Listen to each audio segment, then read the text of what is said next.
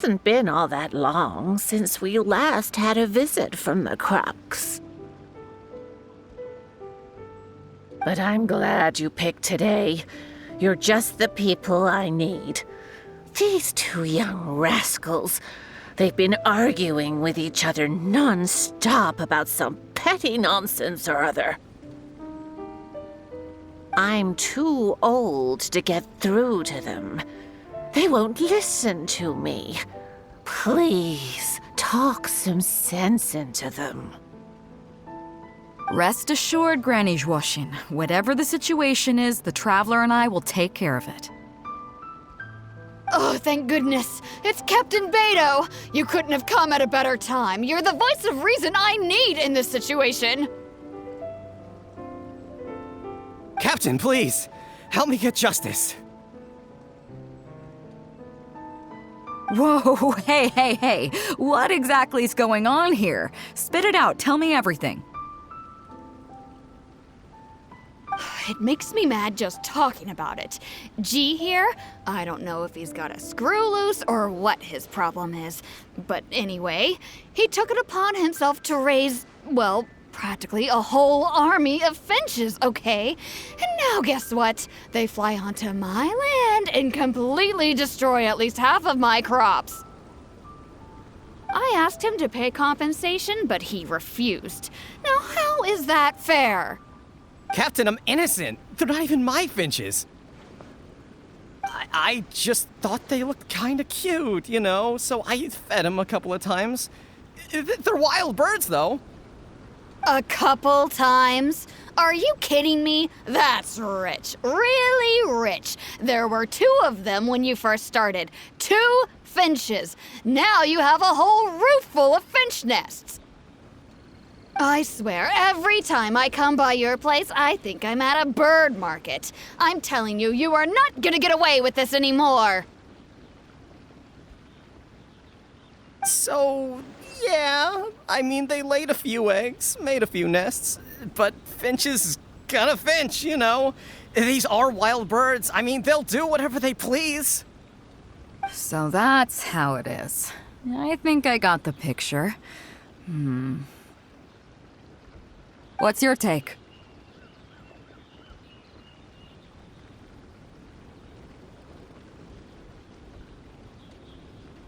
Yeah, you have a point. Gee, let's say I'm interested in buying these finches off you.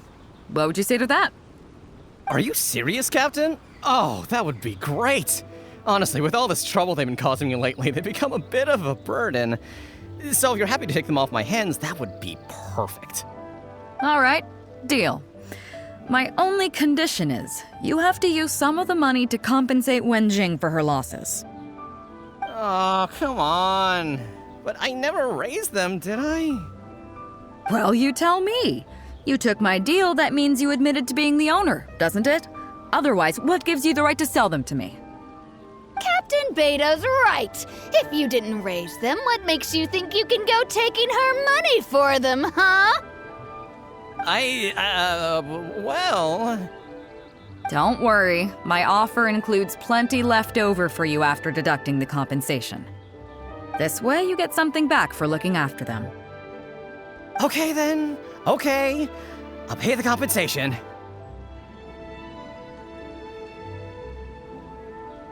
I hope you two are very grateful indeed to Beto. I dare say no one else will be quite so accommodating toward the people of our village. Granny Zhuoshin, as you know, many of the boys from your fine village do sterling work for the Crux. The fleet wouldn't be what it is today without them, so please think nothing of it. Gee, Wenjing, I guess you're free to go. Captain Beto, you're here. Pops Shing, it's been a long time. Have you been? Don't get me started. I've been having some real trouble with that neighbor of mine, Jen. We keep having the same argument, and it just goes nowhere. I heard you were in the village, so I rushed over to seek your help. What's the issue? Oh, come with me. You'll see. Let's go find Jen and clear this whole thing up, face to face.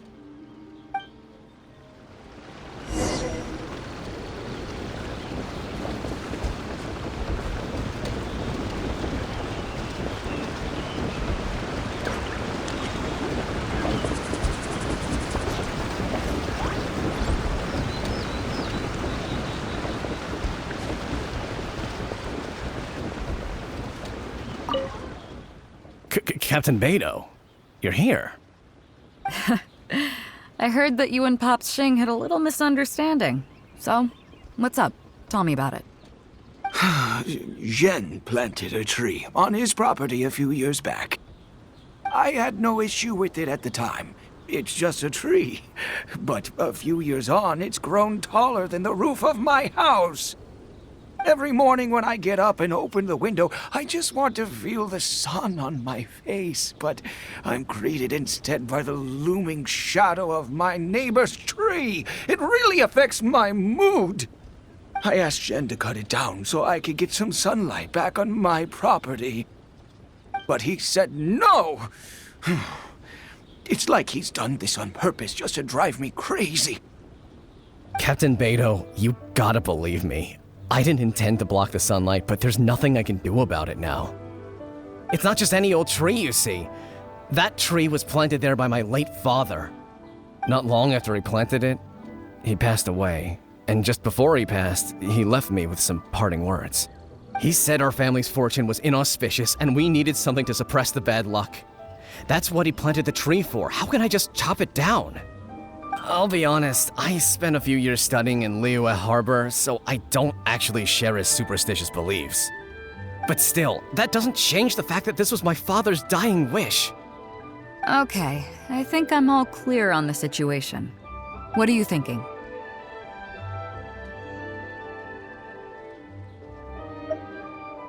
I was thinking along the same lines as you. Look, Pops, I'm not trying to make excuses for Zhen, but just try putting yourself in his shoes for a moment. Zhen's desire to protect his tree isn't for money or because he wants to hurt anyone, or for the sake of any superstition. He just wants to honor his father's dying wish. Pops, you have kids too, right? Yeah. When you put it like that. Pops, if you can agree to it, I'll have a word with Granny Zhuoxin and see about getting you some money from the relief fund as compensation for having your sunlight blocked. As for the tree... That sounds good to me. Whatever you think, Captain Beidou. The tree can stay. Some compensation would make me feel much better about the whole thing. Thank you, Captain Beidou. And thank you for understanding Pops Xing. I'll make sure to trim it back when I get home to let some more light through. It'll be such a relief not to have to worry about this anymore. On a separate note, I remember the Crux last visited the village not very long ago. Is there some special reason why you're back in person so soon? Nothing all that special, just personal reasons. I'm looking for some treasure. Huh? Treasure? Wait a second. That reminds me, I saw Chongping and Defu arguing in the fields earlier. It sounded like they were both trying to lay claim to some treasure. I don't know if it's related to the one you're looking for, but anyway, they're probably still there now. Really? Okay, well, you and Pops Xing can go about your business now. I'll go see what the situation is.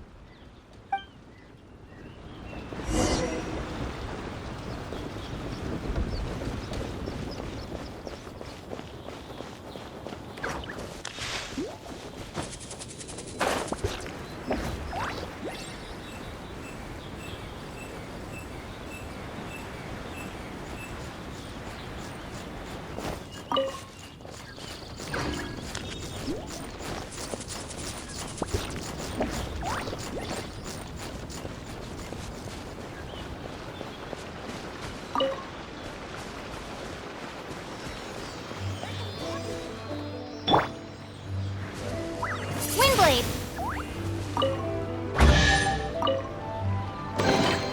A reward on the road.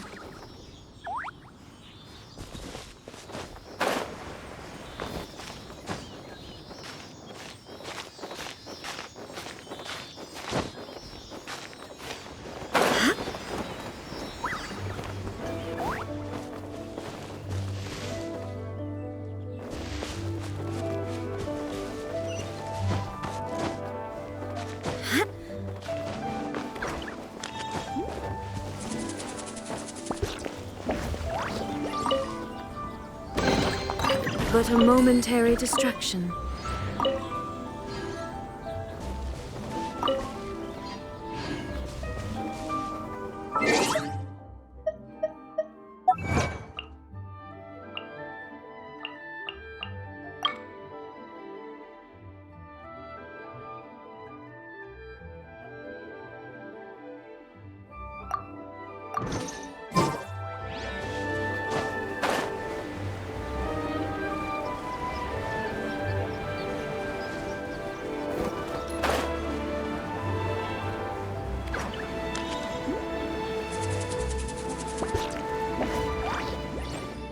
Huh?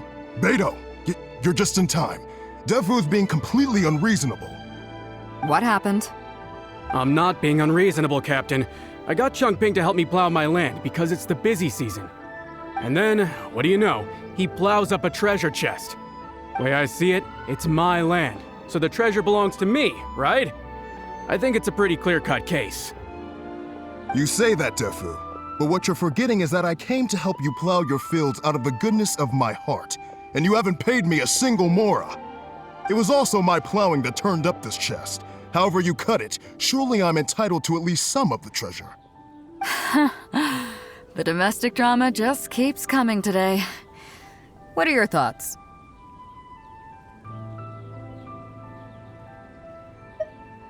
Okay, I think I'm up to speed here. If you two really want to take this further, I can get a legal expert from Liyue Harbor to adjudicate. As for the costs, I'll cover them. What do you think?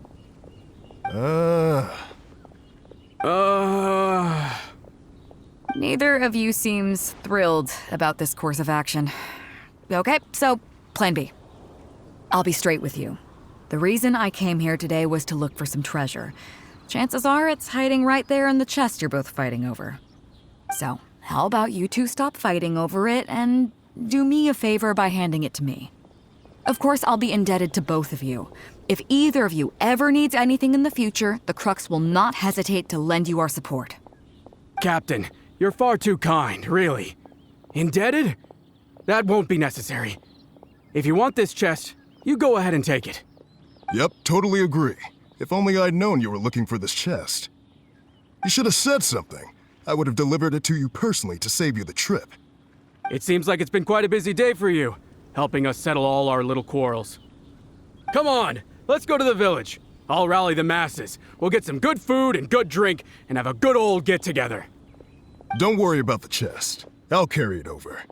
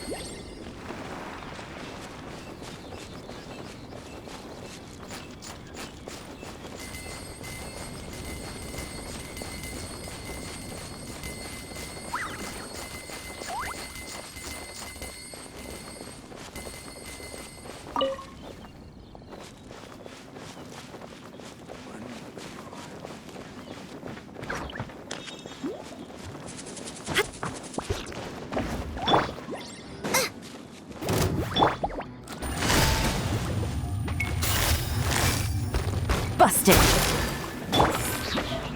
Shine down!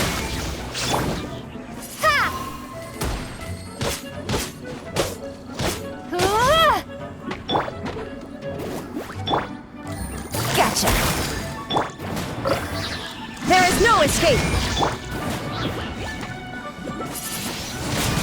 Windblade!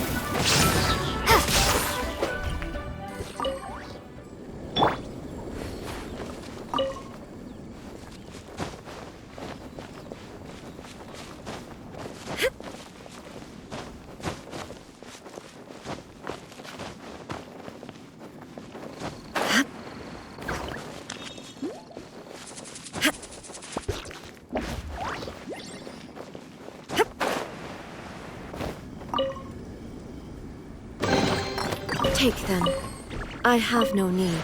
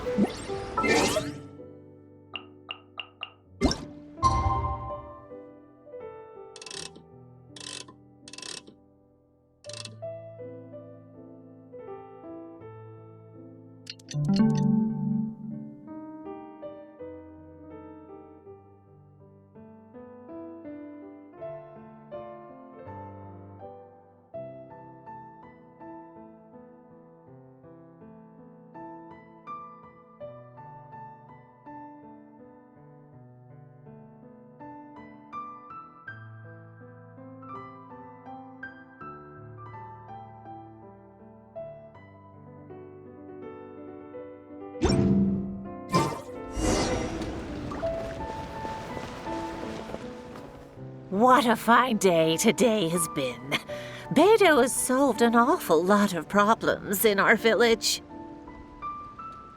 She sure has. Without Captain Beto, that compensation payment would have bankrupted me. Yeah, and if it weren't for Captain Beto, I'd still be arguing with Pops Xing. Hear, hear! We have plenty to thank Captain Beto for, I'm sure. I propose a toast in her honor. To Captain Beto. Cheers! I couldn't ask for more than the chance to get everyone together and drink to our heart's content. Cheers!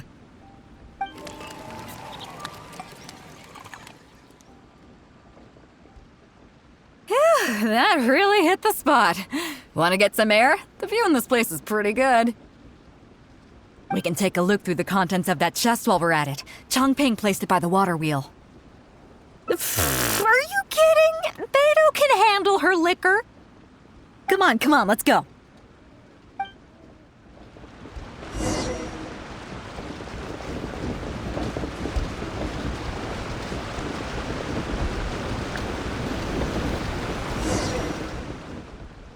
So, I've been thinking.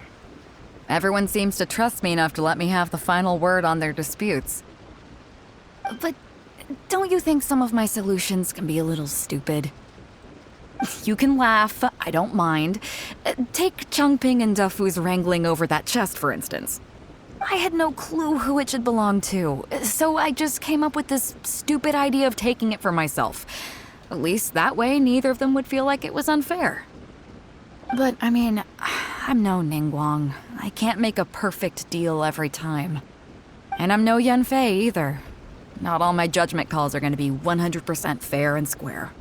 I am Beto, and my strength is in trading favors. You think I should be more selective? Some people think their favors are so valuable that they need to plan out how and when to use them to maximize the return on their investment. They view the favor as a bargaining chip.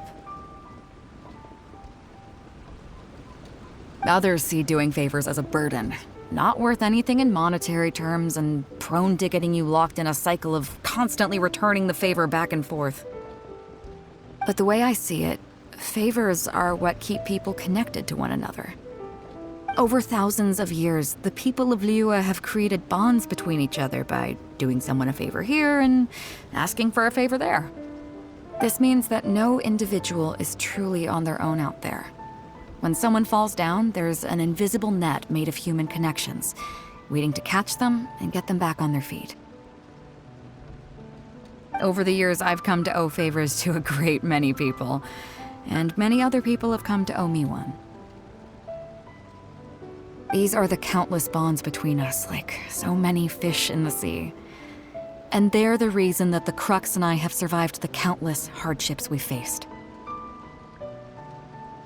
I believe that if there ever comes a day when the world is overrun by monsters, Liyue's legal system collapses and the land is thrust back into an age of war, it's these bonds that will see us all through the dark days ahead, until we come out on the other side. I'm not saying that. But either way, we have a pretty firm bond between us already, don't you think? Was this wind brewed in a winery? It's making me lightheaded. I feel like I'm forgetting something. Something we were literally just talking about. Oh, yeah, the chest! Oh, I got so immersed in our conversation that I forgot all about the main event. Come on, let's open it up and see what's inside.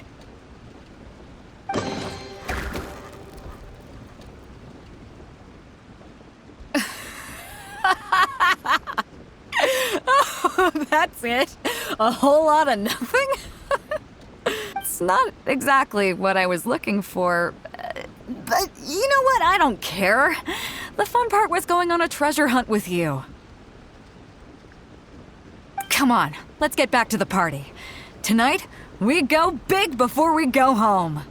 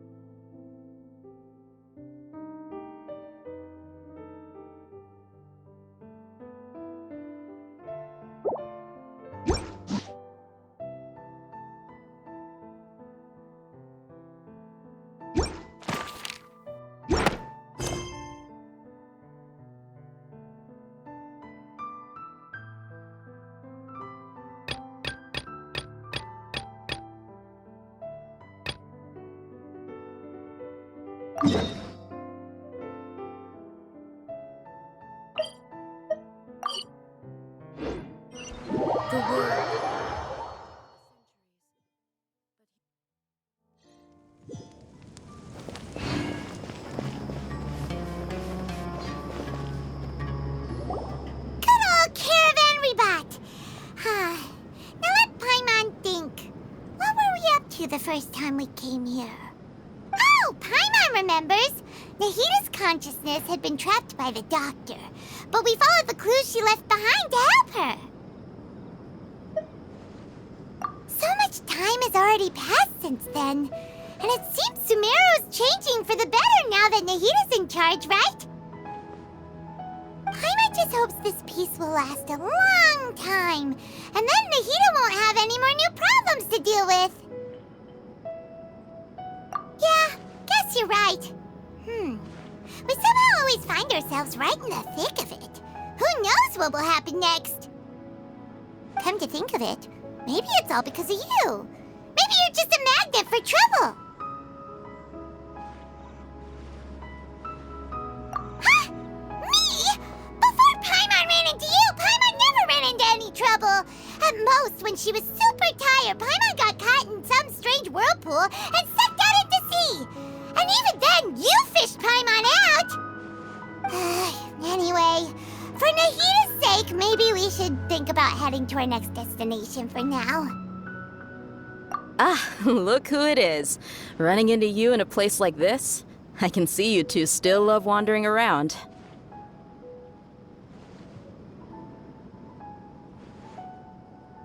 Oh, it's Dia! just wandering around. We're usually taking care of some serious business, even though it may have nothing to do with our journey. But never mind that. What brings you here? I just finished a commission in the desert for a usual client of mine. Nothing too interesting. Just escorting a shipment of goods. I'm on my way to report back.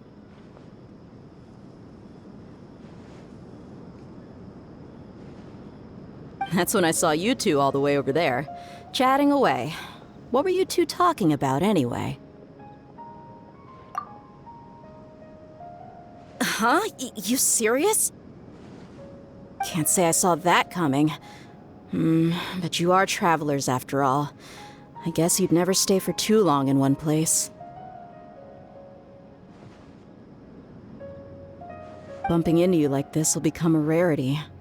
I'm starting to feel sad just thinking about it. Hey, how about I gather a few mercs to escort you two? What do you say? Thanks, but no need. Oh, Paimon had no clue you'd miss us so much. But don't worry, we'll come back to see everyone when we get a chance. Sounds good. All you need to do to get to Fontaine is cross this stretch of desert and navigate some waterways. Knowing you two, I'm sure it won't be anything you can't handle. So, when are you leaving? Oh, wait a sec. Paimon just remembered there are still a few dishes in Sumeru that Paimon hasn't tried yet. Now, where's that list Paimon made?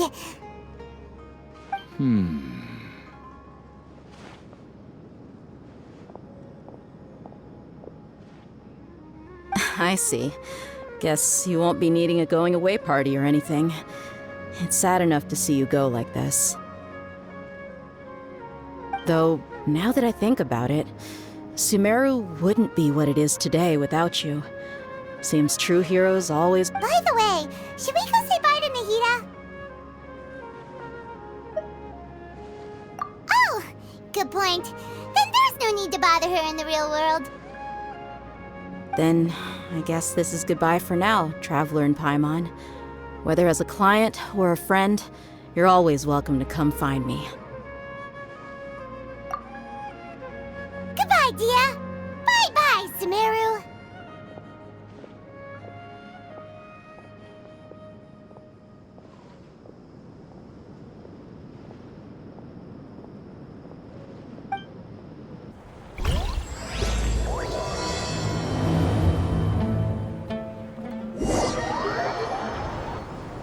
Hey, Dia, you're back. Are these two friends of yours?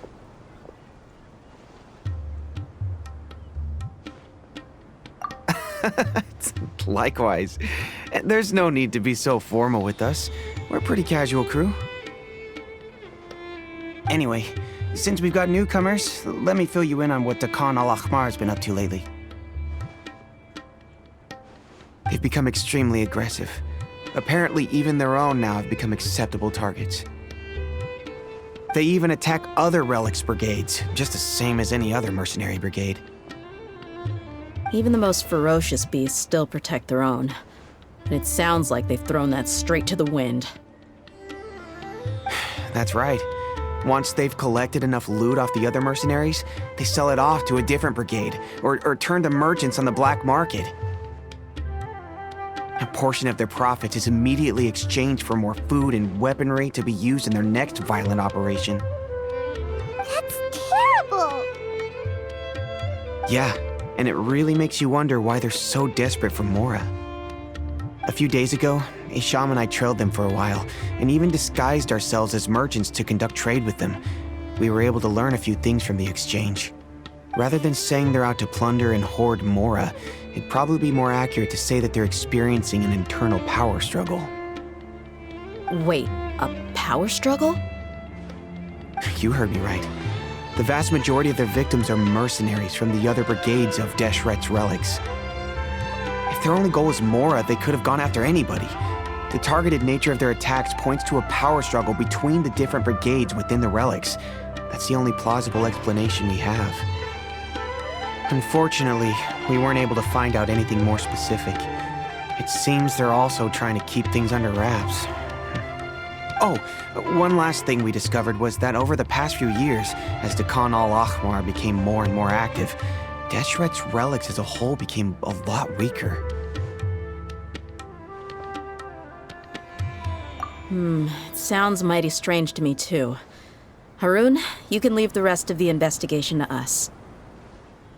Gotta say though, I didn't expect you to go on a whole undercover mission during the few days I was gone. Sounds like you were really putting your necks on the line, no? Nah, it was nothing. We're just as concerned about the situation as you are. The Khan al-Ahmar is your father's crew after all. What he said. Besides, Dia, haven't you done more dangerous things than all of us combined? What we did is nothing compared to your experiences. Yeah. And while they went to talk with Khan al-Ahmar, I took a look at the last camp they attacked. Any survivors of the attack were already long gone. There was nothing of value left in the camp. Ah, Hisham and Khalaf. You're here too. We rushed over as soon as we saw you come into Caravan Ribat. Although this new friend of yours looks a little green behind the ears, I'm sensing a special vibe from her.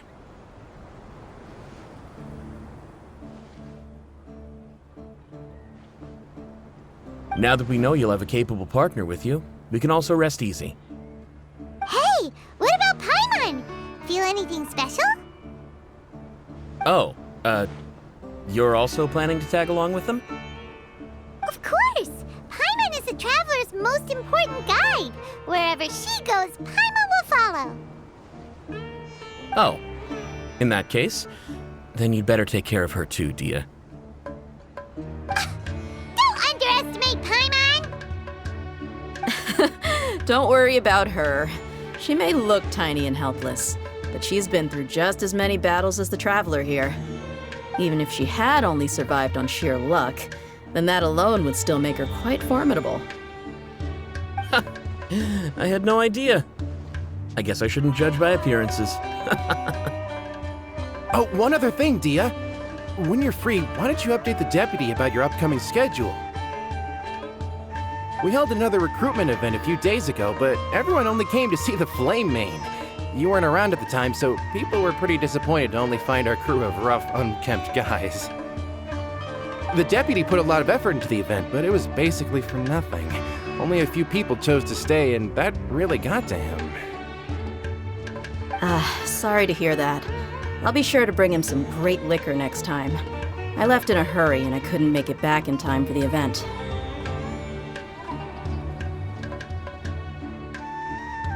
Gotta admit, I can understand their disappointment, though. You're our brigade's main selling point, after all. Now, if only the deputy could figure out a way to bring a few more smoking hot members into our ranks. Keep dreaming. Remember the last time I invited a couple gals into the brigade? You all just froze up with your mouths gaping like a bunch of scarecrows. The awkward silence and weird expressions left quite the impression on them. They were originally interested in joining us, but after that, they both told me they were too uncomfortable to stick around. Hey, didn't we agree to never bring that up again? Huh? Wait, are you serious? Why have I never heard about this? I don't think you were part of the brigade yet. Are you kidding me? I missed a once-in-a-lifetime moment like that and you weren't even gonna tell me? All right. We can tell you about it later. Now's not the time. Hey, don't you try to change the subject.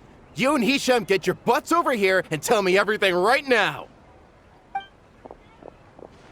Are they always like this? More or less.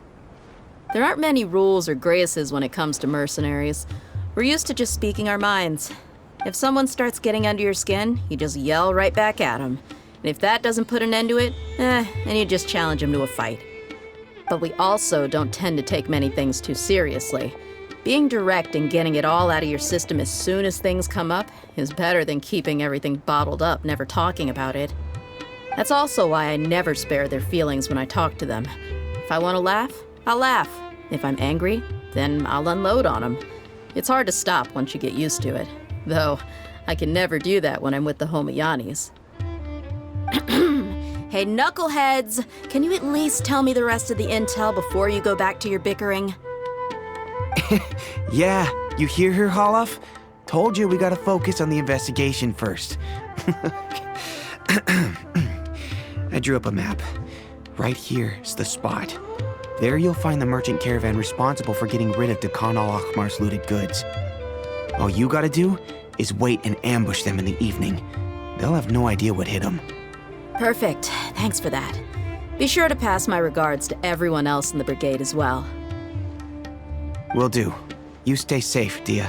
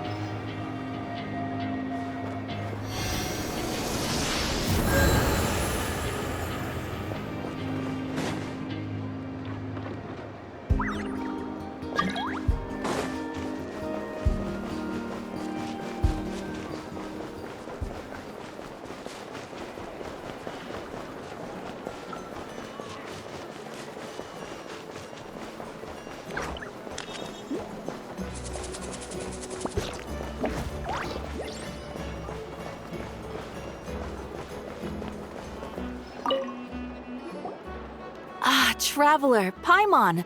It's been a while. As it happens, there is a letter here for you. One moment. Here. A letter? From who? Dear Diary, I'm Kale. I work as a trainee forest ranger under my master, Tainari. I'm also studying at the academia. I've been getting better and better at reading lately.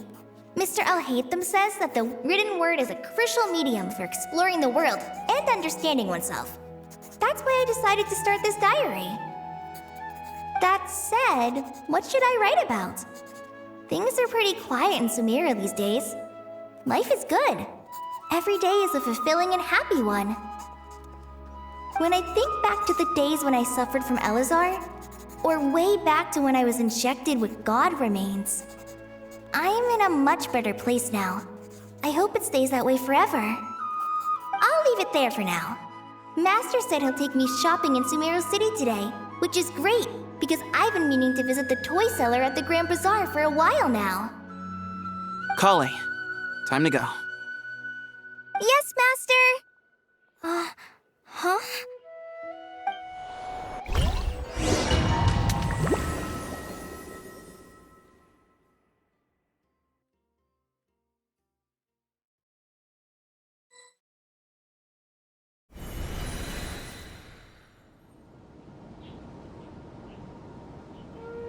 What's wrong, Kale? Is there something on my face? No, sorry. I didn't mean to stare. Did Master Tainari send you to pick me up? Master Tainari? What are you talking about? Tainari is the General Mahamatra. He's probably busy arresting criminals in Sumeru City. I mean, if that's what floats your boat, I can introduce you, but... Wait, Master Tainari is the General Mahamatra? But what about Mr. Sino? Sorry? Oh, you mean that guy who just joined the Vahumana Darshan? Rumor has it he's the leader of the Temple of Silence. If that's true, it's pretty impressive. Sounds like you've been getting to know more and more people since you joined the academia. That's great, but don't let your Forest Ranger duties fall by the wayside, okay? What's going on? Sethos is acting like he's my master, and Master Tainari has taken over Mr. Sino's job. Is this some kind of prank? If so, it's a weird choice of prank. But anyway, Sethos doesn't look like he's joking. What is this all about? Hey, you're zoning out again. I'm gonna buy some tools for the Rangers. Why don't you stretch your legs a bit? It's been a while since you last visited the city, right? Wait! He's right. It has been a while since I last visited Sumeru City. Was it always like this? I mean, it feels familiar, yet somehow... something seems different. Is this really Sumeru City?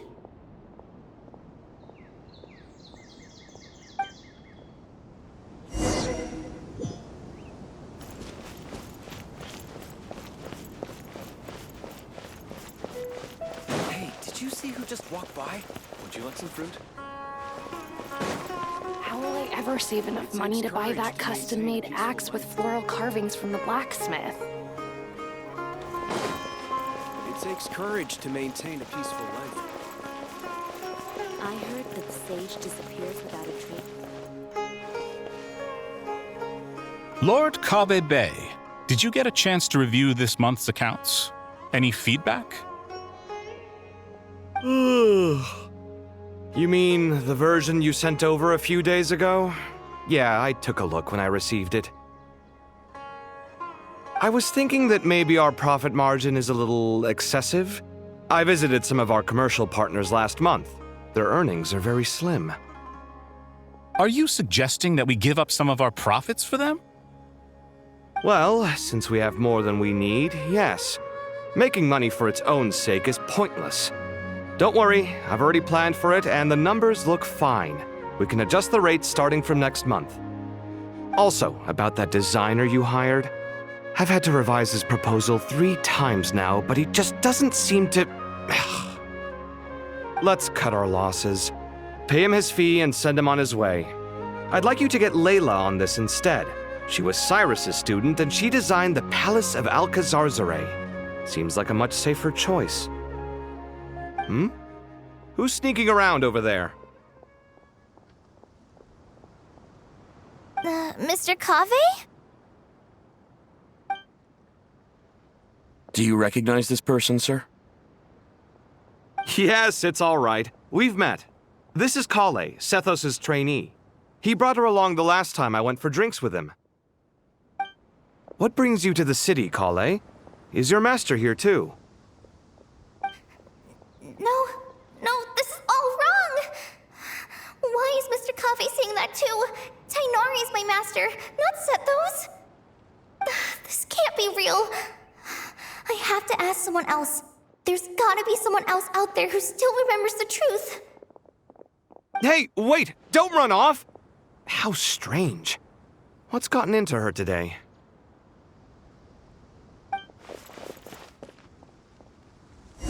It's like everyone switched places. I guess I'll keep looking around.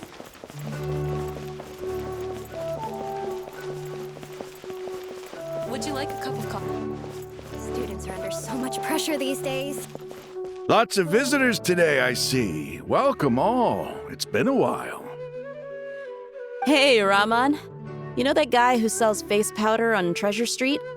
I haven't seen him around in a while. Any idea what happened to him? Oh, you mean a Hongar? Yeah, he got into a brawl with Shavirme on Treasure Street. He's been banned from setting up shop there for now. Seriously? Oh, well, that's a shame. I was planning to pick out some makeup for you. Oh, don't worry about it. The legendary Flame Mane discussing makeup with the Zubair Theater star dancer. Now there's something you don't see every day. Flame Mane? actually sure when people started calling me that. Maybe the other eremites thought I needed a fiercer title to scare people off? To be completely honest, I think the title would fit you better than me, Dia. You think? Can't say I've never imagined myself as a merc. If I ever give up the dancing, maybe I'll head to the desert and give the eremite life a try. You would? Is that so strange? Oh, not at all. In fact, I've actually had similar thoughts before. If I ever get tired of sleeping out in the wild, I think I might go look for a job at the Zubair Theater. I've adored the dance of Sub-Zeros ever since the first time I saw you perform it. If the chance ever came up, I'd love to try it out on stage for myself. Really? If our manager Sataria heard you say that, she'd hold you to it. Probably grab you by the sleeve and never let you go again. Hey, when that day comes, I'll do your makeup myself. How's that sound? Sure. If the day comes, I'd be honored.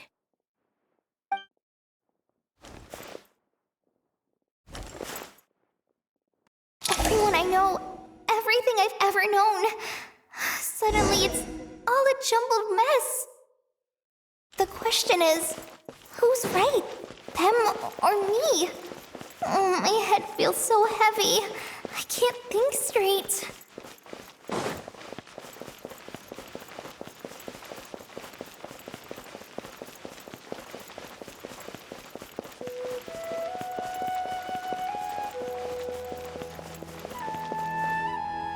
Mahamatra Tainari, we've apprehended the suspect.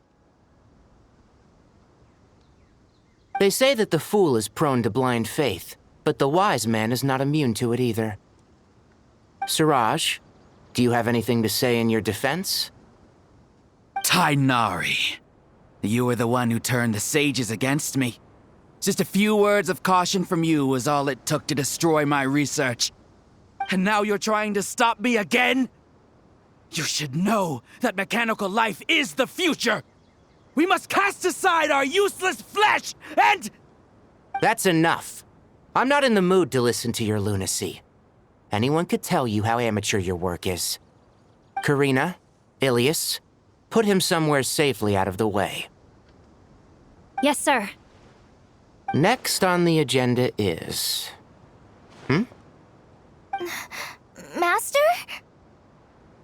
What is it? Wait, did Professor Zahahati send you? She's been encouraging me to take on an apprentice. Might be getting a bit ahead of herself there, though.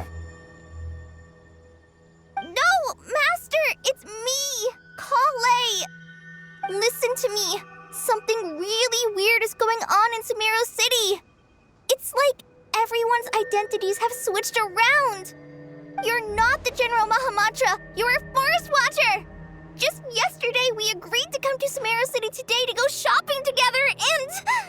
All right, there's no rush. Let's back up a little. Your name is Kale, correct? Although this is our first meeting, you do seem strangely familiar somehow.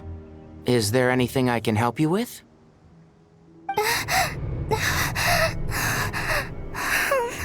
No. Master!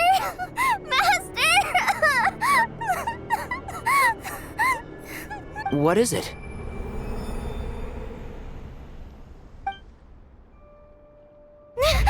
Huh?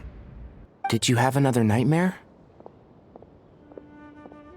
I've told you before, when you're tired, lay down on your back in bed and get some proper sleep. It's much better for you than napping on your front. Poor posture obstructs your breathing, which can lead to all sorts of weird dreams. Now, we're supposed to go shopping in Sumeru City today, remember? Cheer up. I'll take you to Hushang's. I heard he's got some new toys in stock. Go wash your face, take some deep breaths, and when you're ready, we'll head out. Okay. Thanks, Master Tainari. So it was just a dream. And yet, dreams can sometimes be a warning of things that will soon come to pass. Who said that? That dream felt unusually real, didn't it?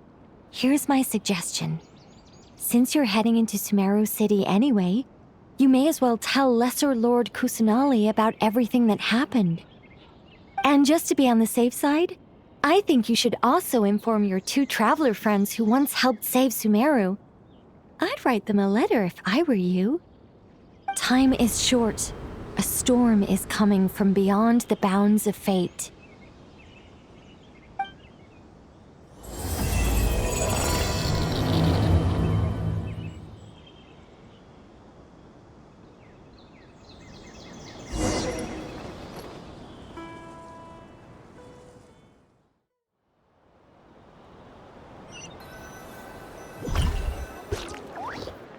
What a strange situation. No wonder Kali was in such a rush to write us a letter.